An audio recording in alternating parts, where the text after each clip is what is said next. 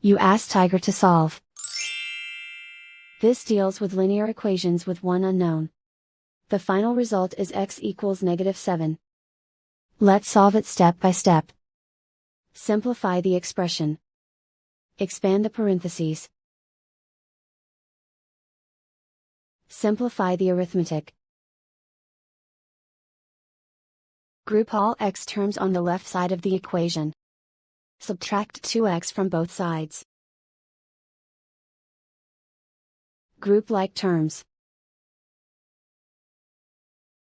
Simplify the arithmetic. Group like terms. Simplify the arithmetic. Group all constants on the right side of the equation. Subtract 3 from both sides. Simplify the arithmetic.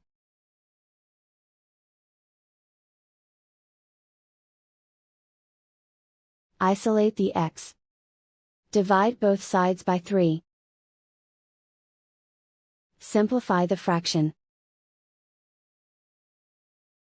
Find the greatest common factor of the numerator and denominator.